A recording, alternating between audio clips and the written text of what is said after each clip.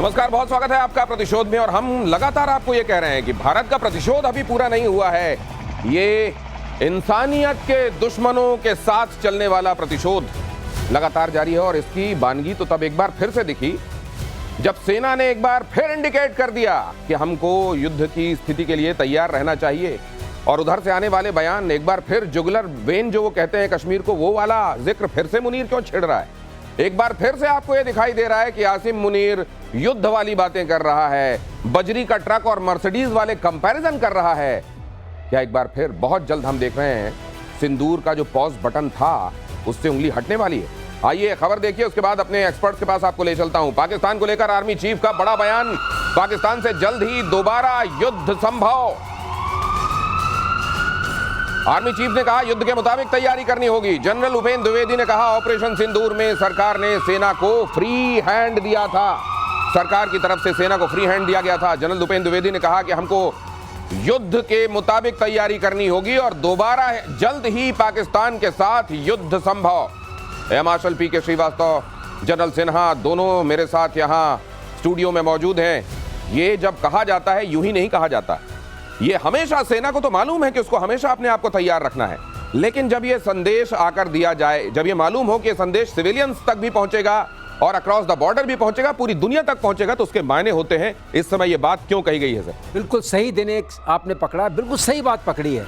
अगर सेनाध्यक्ष, क्योंकि सेना हमेशा सतर्क और सजग रहती है एक दुश्मन को टक्कर देने के लिए और उनको मात देने के लिए, लेकिन अगर ये चीज पब्लिक स्पेस में आ रही है, इसका मतलब देश को भी तैयार होना पड़ेगा, ये देशवासियों को भी तैयार होना पड़ेगा। और जब देश किसी युद्ध के लिए तैयार होता है तो देशवासियों को त्याग के लिए भी तैयार करना पड़ेगा। आप सबको तैयार होना पड़ेगा।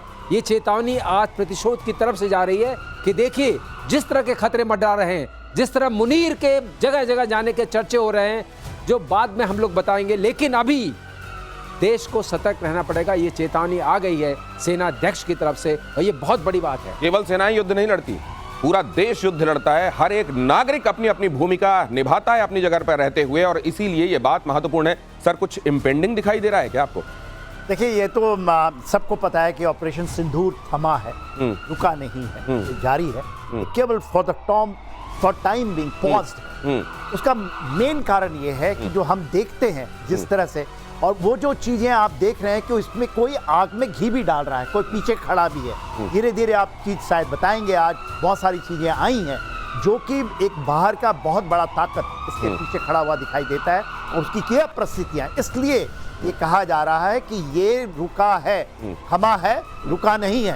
और जो सबसे बड़ी बात सेनाध्यक्ष कहते हैं कि देखिए इस बार ऐसा नहीं कि केवल सेनाएं या मिलिट्री फोर्सेस लड़ेगी, ये पूरा 140 करोड़ को लड़ना पड़ेगा। ये लड़ने की जब बात आती है तो एक बहुत बड़ा तबका है, इसको हम प्रॉक्सी कहते हैं। They are the proxy of the deep state of other countries, जो कि आपके यहाँ पर चैनलों पे भी दिखाई देता है कि नैरेटिव बिल्डिंग में वो कैसे होते हैं। तो एक देश जो हारता है, लूज करता है, वो भी जीतता हुआ दिखाई देता है। तो आपने ये भी देखा कि ये नैरेटिव बिल्डिंग की लड़ाई, ये मनोवैज्ञानिक लड़ाई, ये जो साइकोलॉजिकल लेवल पर वॉर लड़ा जाता है, ये जो बयानबाजियां होती हैं, भारत के नागरिकों को भी पूरी तैयारी रखनी होगी। सर कुछ बोलना चाह रहे हैं आपके पास? ये खबर बताने के फौरन बाद अमेरिका की धरती से मुनीर की भारत को एटमी जंग की कीचड़ भपकी। अमेरिका की धरती में बैठे हुए ऐसा लग रहा है कि अचानक पीठ में किसी का हाथ पाकर अपने आप को गफलत में लेकर आ गए आसिम मुनीर। सिंधु जल संधि को लेकर भारत पर 10 मिसाइलों से हमला करने की धमकी, समझौता स्थगित करने से पाकिस्तान को बड़ा खतरा। मुनीर ने कहा 25 करोड़ लोगों पर भूखमरी का खतरा, अगर हम डूबेंगे तो आधी दुनिया को साथ ले जाएंगे। मुनीर ने यह भी कहा। अब जरा समझ लीजिए कि ये क्यों कहा जा रहा है और इसके मायने क्या है। इनके मुनीर की बात सुनिए, हम साथ जाएंगे तो आधी दुनिया को लेके जाएंगे। और ट्रम्प क्या कह रहे थे कि मैंने 2 देशों के बीच में न्यूक्लियर वॉर बचा लिया है। तो ये एक तरीके से ट्रम्प ने जो हाथ रखा है, जो इंजेक्शन दिया है ट्रम्प ने, उसके बेसिस पे बोल रहे हैं कि ट्रम्प ने कितना बड़ा काम किया है, इनको नोबेल पीस प्राइज मिलना ही चाहिए।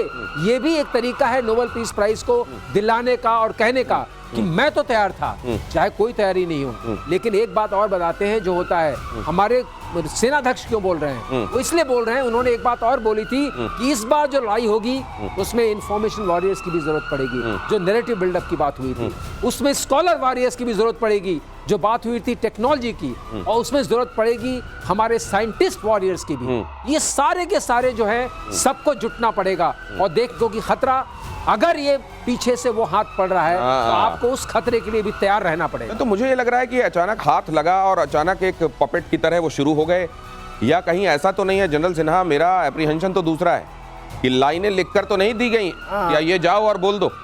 एब्सोल्युटली। देखिए, जो भी जानता है, जो हम लोग सामरिक तरीके से चीज़ों को देखते हैं, जो पाकिस्तान है वो एक फ्रंटलाइन स्टेट, फ्रंटलाइन स्टेट था, रहेगा और आने वाले सदियों तक रहेगा। और किसका फ्रंटलाइन स्टेट है? जैसे यूक्रेन फ्रंटलाइन स्टेट है, आप शक्ति की जो बात होती है वो हरदम रहेगा।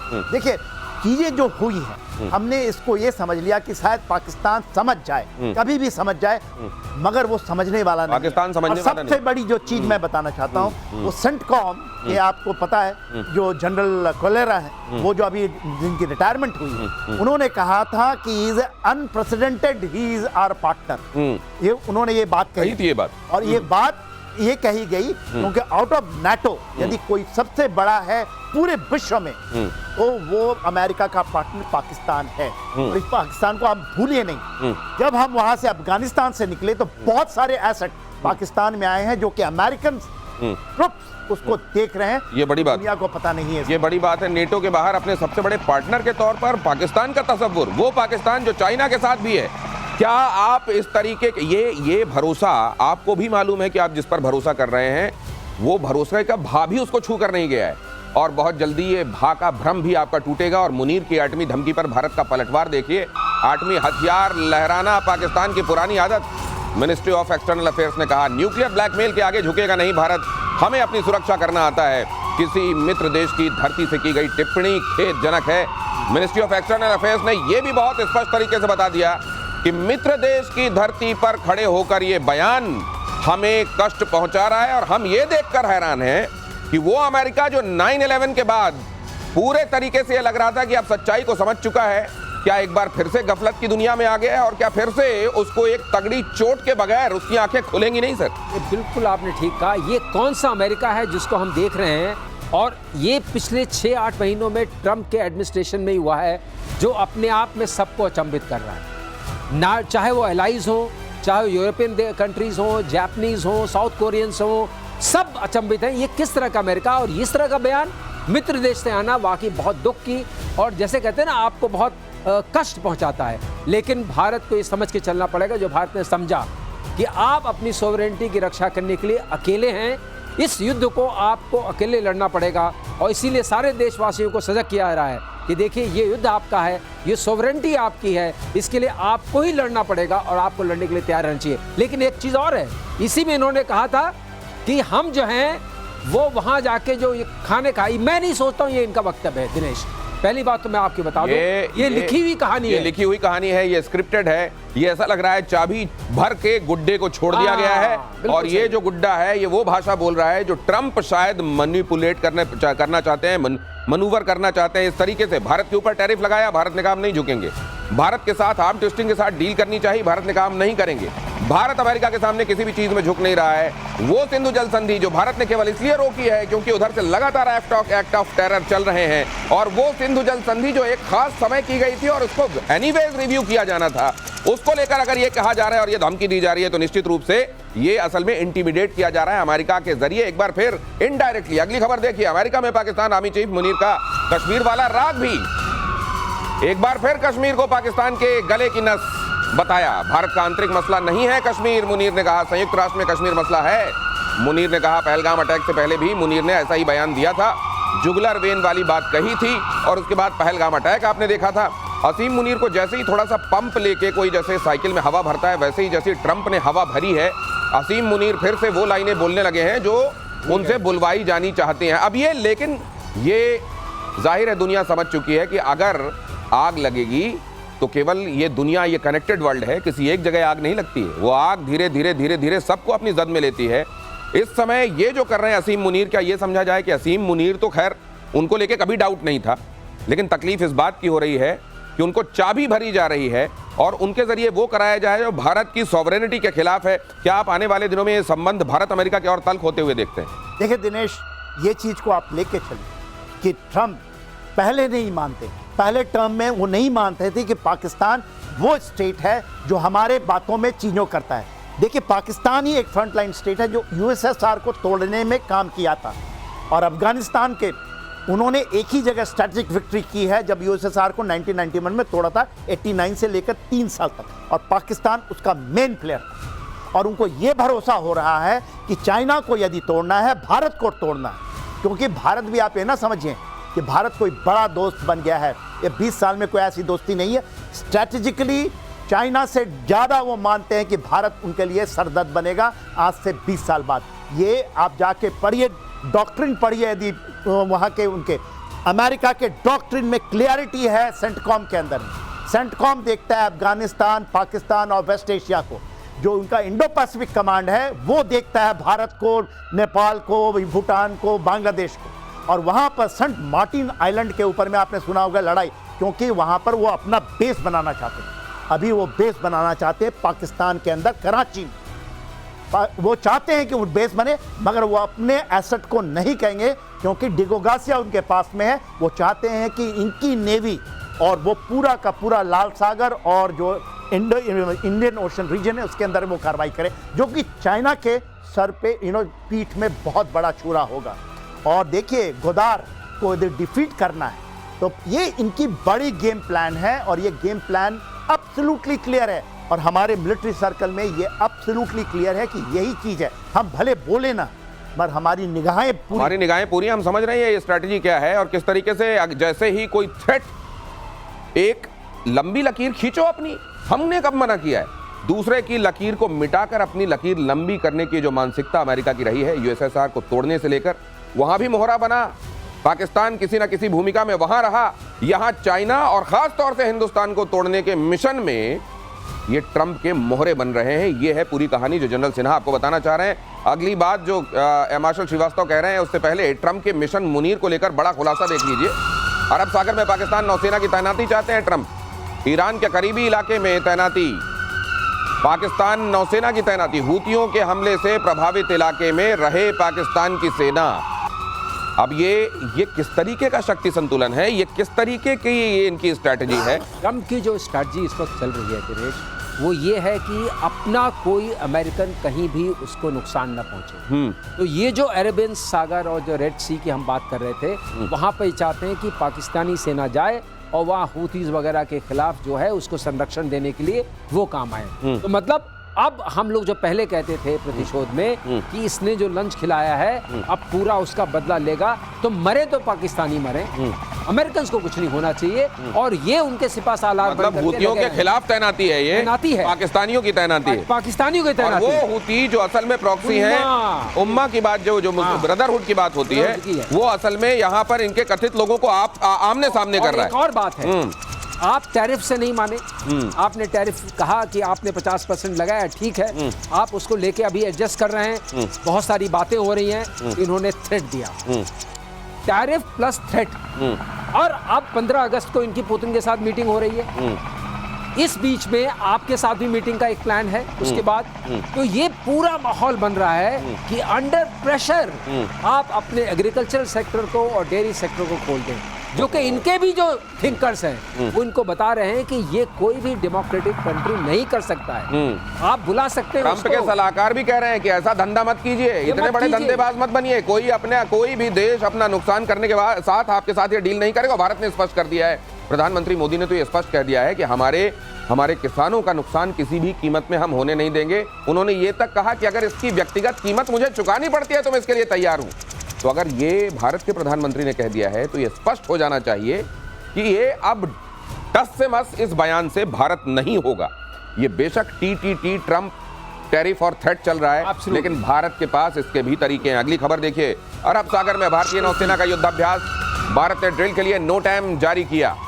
ये नो टाइम जो होता है नोटिस टू एयरमैन होता है, जिसमें स्काईज के संदर्भ में बताया जाता है कि आसमान में कोई उड़ान ना भरी जाए, इस जगह पर हम ड्रिल कर रहे हैं। यहाँ पर हमारा युद्धाभ्यास चल रहा है, अगर कोई आएगा तो कोई दुर्घटना हो सकती है। मंगलवार यानी कल तक युद्धाभ्यास जारी है। ऑपरेशन सिंदूर के बाद पहली बार ये शो ऑफ स्ट्रेंथ यहाँ पर भारत की तरफ से किया जा रहा है। तो उधर तैनातियां हो रही हैं जिसका जिक्र हम कर रहे थे, और भारत की तरफ से ये किया जा रहा है। जनरल सिन्हा, मैसेजिंग है इधर से भी? एब्सोल्युटली मैसेजिंग है। देखिए, इसके पहले ऑपरेशन सिंदूर के दौरान हमारी पूरी की पूरी फोटेला वहाँ लगी हुई थी। सेम ये जो पोरबंदर का इलाका है इसी जगह, और कराची वहाँ है, और वहाँ रही थ्रू आउट। और प्रधानमंत्री मोदी जब मिले थे नेवल चीफ को तो उन्होंने कहा एयरफोर्स और आर्मी ने तो किया काम ऑपरेशन सिंदूर, और आपकी बारी आएगी। और वही जो चीफ बोल रहे हैं वो इशारों में यही है कि आपकी बारी आएगी, और यही बारी का निशान है। और देखिए, सबसे बड़ा है कि हम लोग क्वाड का यही क्वाड की क्या स्थापना थी, 2005 में आई थी कॉन्सेप्ट, 2007 में ये बनी, 2017 में आकर के हम मान गए कि ठीक है क्वाड में करेंगे, मगर हमने लेकिन अगर ये बताइए, बाकी के देश भी देख रहे होंगे ये चाबी कहां से भरी जा रही है और ये बयान क्यों दिए जा रहे हैं, उसके बाद मान लीजिए कोई काइनेटिक एक्शन होता है तो क्या सिर्फ भारत और पाकिस्तान के बीच महदूद होकर रह जाएगा? फिर वो ऐसे नहीं रहेगा। इस पे दिनेश प्रतिक्रिया आ चुकी है। वहाँ के लोग भी कह रहे हैं, वहाँ के भी इंस्टीट्यूट्स जो हैं जो डिफेंस एनालिसिस करते हैं, और हार्वर्ड में जो हैं वो भी ये कह रहे हैं कि ये गलत एक्सपेरिमेंट है, because Pakistan is not a reliable friend ally. इन्हीं ट्रंप ने बोला था पिछले अपने टर्म में कि $33 बिलियन को दे करके हमने इतना नुकसान उठाया और पाकिस्तान ने हमें चीट किया। ये वही ट्रंप हैं, वो उन लोगों ने उनको सतर्क किया है, आप आग से खेल रहे हैं, ये किसी के नहीं हुए, और ये चाइना के साथ भी लगे हुए हैं। और बात ये जरूर है, उनका जो डॉक्ट्रिन है, जो सिक्योरिटी डॉक्ट्रिन है, उसमें अभी भी चाइना मेन एडवर्सरी है, और ये मैच करता है जो थिसुडिडस कॉम्प्लेक्स होता है, उसमें ये हमेशा थिसुडिडस थ्योरी ये होती है कि एस्टैब्लिश्ड पावर है और दूसरी पावर अगर उसके आसपास आने लगती है तो युद्ध को माना जाता है कि ये तो होना ही है, क्योंकि वो उसके अथॉरिटी को चैलेंज करती है। हम उस मामले में हम अभी काफी पीछे हैं। ये उस मामले में हम काफी पीछे, मतलब मेन एडवर्सरी तो चाइना ही है, लेकिन भारत जिस रफ्तार से उसका उदय हो रहा है और आगे बढ़ रहा है, उसकी स्पीड थर्रा रही है बहुत से मुल्कों को, और उनमें अमेरिका भी एक है। हम भी कांटे हैं। अब ये जो है ये आग, असल में आग का इस्तेमाल, ऐसी आग का इस्तेमाल जिसका अभी तक न जाने कितने बार उसने ये ट्रैक रिकॉर्ड दिया है, कितने बार ये प्रमाण दिया है दुनिया को कि वो किचन वाला फायर नहीं है, वो दुनिया भर में लग जाने वाली आग है, उसको बुझाना मुश्किल हो जाता है, आतंकवाद की आग। ऐसी आग से अपना उल्लू सीधा करना चाह रहे हैं, अपना कहीं पर कोई तापने वाली जगह को जलाना चाह रहे हैं डोनाल्ड ट्रंप। और इससे क्या उनके हाथ नहीं जलेंगे? क्या उन्होंने 9/11 नहीं झेला और क्या वो भूल चुके हैं कंप्लीटली? अगली खबर यह है, पाकिस्तान में मची तबाही का ये वीडियो है, भारतीय वायुसेना ने जारी किया वीडियो में आतंकी ठिकानों की तबाही नजर आ रही है। पाकिस्तान के एयरबेस पर अटैक का वीडियो भी दिखाई दिया। भारत ऑपरेशन सिंदूर में कितना तगड़ा झटका दे चुका है पाकिस्तान को, ये तो असल में बहुत सारी बातें आज तक खुलती जा रही हैं। अभी भी आपको नए नए रहस्य पता चल रहे हैं, मतलब कितने दिन हो रहे हैं, 3 महीने हो रहे हैं, उसके बावजूद आप बहुत सारी नई चीजें जान रहे हैं। और उस रात जब ये हो रहा था 6 और 7 की दरमियानी रात में बहुत सारी खबरें हमने आपको बताई थी, और उस समय लोगों ने ये कहा कि ऑफिशियली तो ये कंफर्म हुआ नहीं है। अब आपको पता चलेगा कि स्ट्रेटेजिकली बहुत सारी चीजों को ऑफिशियल सोर्सेज से, उस समय ऑफिशियल चैनल से उसी समय कंफर्म नहीं किया जा सकता। लेकिन जनरल सिन्हा, ये किधर जाता? आपको ये लग रहा है कि ब्रिंकमैनशिप है, ये है कि आओ इतना और धमकाओ, इतना और धड़काओ, ये उतने तक रहेगा या इस बार इससे बाहर कहीं बात निकल सकती है? देखिए, जो आप पूछ रहे हैं कि देखिए ये तो बाहर निकले, क्योंकि बहुत सारी चीजें वर्ल्ड में चल रही हैं। World is at war, please समझ के देखिए। और ये जो आपका RIC का कॉन्सेप्ट आ रहा है, क्योंकि अमेरिका इंडिया को फ्रंटलाइन स्टेट की तरह यूज करना चाहता था अगेंस्ट चाइना, इंडिया ने पूरी तरह से नकार दिया, पूरी तरह से। You can't use it, we are not Pakistan, we are not Ukraine, ये चाहता था। जब वो डिफीट हुआ, इवन क्वाड के अंदर में उनको भी ये मैसेज मिल गया है कि Quad is not a security congregation of four, it a Quad. और प्रधानमंत्री जापान जा रहे हैं चाइना से जाने से पहले।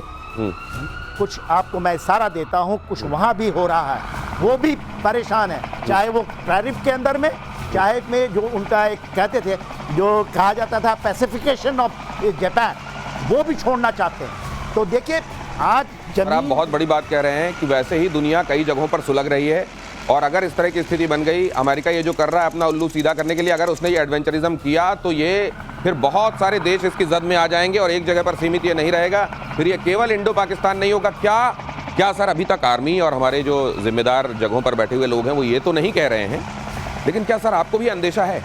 अंदेशा बिल्कुल है। एक बात मैं बता दूं, ये अमेरिका की सोच नहीं है, क्योंकि अमेरिका की सोच मानी जाएगी वहाँ की पब्लिक की, वहाँ के थिंकर्स की, वहाँ के इंस्टीट्यूशंस की, ये उनकी सोच नहीं है। ये सिर्फ प्रेसिडेंट ट्रंप की सोच है। और एक बात ध्यान रखिए, प्रेसिडेंट ट्रंप अपने पिछले कार्यकाल में 2 बार इम्पीच हो चुके हैं। यही 3 प्रेसिडेंट्स इम्पीच हुए हैं सिर्फ। ये पहले प्रेसिडेंट हैं जो पहले कार्यकाल में 2 बार इम्पीच हुए हैं। और बाकी 2 का तो आप जानते हैं किस बात के लिए हुआ था।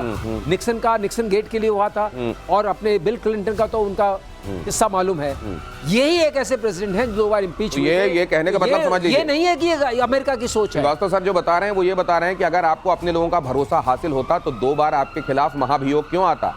अमेरिका के इतिहास में 3 ही बार ऐसा हुआ है, और पहले ही टर्म में ट्रंप के साथ 2 बार इंपीचमेंट, 2 बार महाभियोग आना, यह बताता है कि वहां के लोगों का बहुत ज्यादा एतबार नहीं है। लेकिन उसके बावजूद पहले वाले में अगर इंपीचमेंट की नौबत आई थी, तो इस बार तो ये किसी के सगे नहीं लग रहे हैं। एलन मस्क, जिन्होंने उनको इस बार फिर से प्रेसिडेंट बनाने में भूमिका निभाई, देखिए उनको दूध की मक्खी की तरह निकाल कर फेंक दिया है, और हर दिन उनके खिलाफ बयान आप सुन ही रहे हैं। पूरी दुनिया को चाबुक के जरिए टैकल करना चाहते हैं, दादागिरी दिखाना चाहते हैं ट्रंप।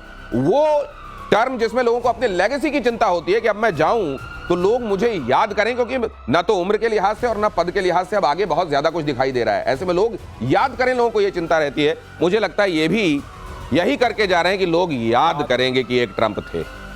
देखिए, ट्रंप की अपनी एम्बिशन तो है ही है कि हमको हम आपको नोबेल प्राइज मिल जाए, हम ये हो जाएं वो हो जाएं। मगर ट्रंप के अलावा एक चीज़ सर यदि आप परमिट करें तो मैं बताना चाहता हूँ। देखिए, ट्रंप पहले टर्म में पाकिस्तान के बरखिलाफ थे, ये लेके चले।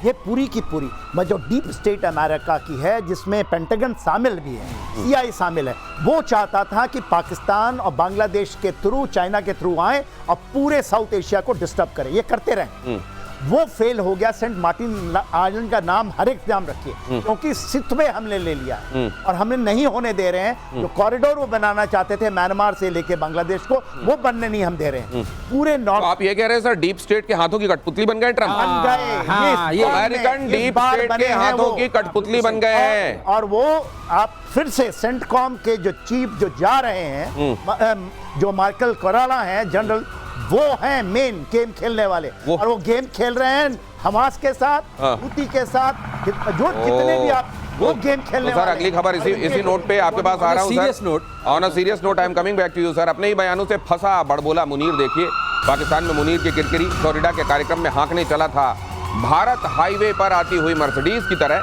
और पाकिस्तान बजरी से भरा ट्रक जैसा।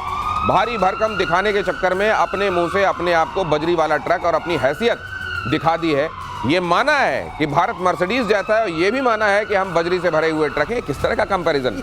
ये ऐसा है, विनाश काले विपरीत बुद्धि। मतलब ये कंपैरिजन देना तो कुछ अच्छा से देते, कोई हम रोबो शोर में कुछ ऐसी बात करते हैं कि हम टैंक में हैं, आप मर्सिडीज में हैं, कुछ भी। मगर ये तो उससे हटा दीजिए। ये दिखाता है कि क्या दिमाग का कितना खोखलापन है इसके मन में। तो सिवाय वो जो जिस धंधे में बहुत दिनों तक रह जाता है ना, उसकी लैंग्वेज में वो आ जाता है। क्लीनर, खलासी, ड्राइवर, अगर बहुत दिनों तक इस तरह की स्थिति में, मैं वो शब्द यूज नहीं करना चाहता हूँ, छिछोरापन है। इसको आप नहीं कहेंगे। किसी फील्ड मार्शल के मुंह से ऐसी बात निकलनी चाहिए, इस तरह का कंपैरिजन होना चाहिए और इस तरह के बयान देने चाहिए। अगर आप अपने पद का खुद मान रखते हैं तो आपको कोई सामरिक बात करिए। सर, सिंधु जल के समझौते के रद्द होने के बाद नदियां वहां की सूखी गई हैं ज्यादातर, तो वहां बजरी ही बची है, और इनकी बुद्धि में भी बजरी भर गई है। ये लेकिन जनरल सिन्हा, अब ये ओवरऑल गेम प्लान क्या आप बहुत जल्द काउंटर प्रोडक्टिव होते देखते हैं अमेरिका के लिए? बहुत जल्दी ये बैकफायर करेगा, या अभी तो कम से कम ये कुछ दिनों तक ऐसे खेलते रहेंगे? देखिए, मेरे को तो लगता है बैकफायर बहुत ज़्यादा हो रहा है। यदि आप अमेरिका होना शुरू हो गया है ऑलरेडी। अब देखिए, अमेरिका की धरती पे हो गया है, हम नहीं कह रहे। अमेरिका की धरती में अब बाईपार्टीशन वो है, चाहे वो रिपब्लिकन हो या डेमोक्रेट हो, वहाँ पर बहुत अपोज हो। क्योंकि अभी आप वेट कीजिए ना 3 महीने, मैं तो ये कह रहा हूँ, हम अगस्त में, सितंबर, अक्टूबर, नवंबर, जिस तरह से वहाँ हिट होगा, हर एक के किचन का हिट होगा, ये रोक ही नहीं सकते। ये ट्रंप, ये जो देखिए सैंक्शन फेल हुआ और टैरिफ इतना ज्यादा फेल होगा, और डोनाल्ड ट्रंप साहब समझ नहीं रहे इनकी। मैं नहीं कह रहा हूं, ये हर एक लोग कह रहे हैं। और आप जो सामरिक तरीके से चीजों को देखते, आप कैसे कर देंगे? $84 बिलियन यदि इंडिया ने रोक भी दिया, चलिए मान लेते हैं हमारा सारे खरीद, ऑस्ट्रेलिया खरीदने के लिए तैयार है। वो कहता है, ब्राजील कहता है कि आप ले आइए दवाइयां, हम खरीद लेंगे। तो ये जो सर, ये देखिए, ये जो मैं निकला बजरी लेके, रास्ते पे सड़क पे मर्सिडीज आई, मैं ट्रक छोड़ आया। ये इनका है, ये देखिए बलूचिस्तान में कैसे छोड़ छोड़ के भाग रहे हैं। वहां पे इनके पास गार्ड करने के लिए, अपनी टीम को गार्ड करने के लिए लोग नहीं। बिल्कुल सही, यही बात मैं कह रहा हूँ दिनेश, क्या बात तुम तो छीन लेते हो। अरे यही मैं कहने वाला था, ये सारे बयानबाजी जो है बलूचिस्तान से अपना ध्यान हटाने के लिए भी है। पूरे इंटरनेशनल कम्युनिटी का ध्यान बलूचिस्तान पर जा रहा था, ये उसी काम के लिए बना है। बिल्कुल सही पकड़ा आपने। और एक चीज और बता दें, आग लगी हुई है यूक्रेन और रशिया के बीच में, बुझा पाए? 24 घंटे में बुझाने वाले थे। आग लगी हुई है ईरान और इजराइल के बीच में, बुझा पाए? हम ये कह सकते हैं बुझाने की कोशिश नहीं कर रहे, लेकिन उसको भी उन्होंने कहा मैं शांति ला दूंगा।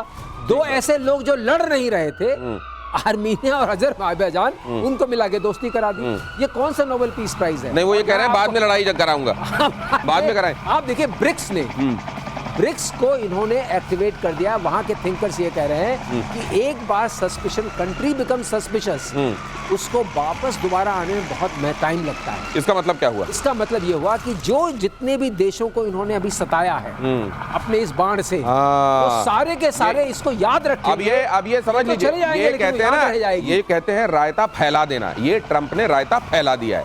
अब ये समेटते नहीं बनेगा, क्योंकि रायता ओवरनाइट नहीं समेटा जा सकता।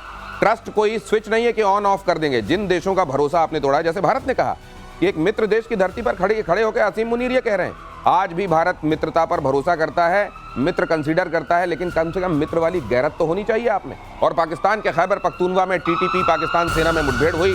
टीटीपी ने ड्रोन से पाकिस्तान सेना पर अटैक किया। जवाब में पाकिस्तान वायुसेना का एयर डिफेंस सिस्टम एक्टिवेट हुआ। अटैक में 10 से ज्यादा पाकिस्तानी सैनिकों के मारे जाने की खबर आई। टीटीपी वाले क्या कर रहे हैं और बलूचिस्तान में क्या हो रहा है वो आपको मालूम है।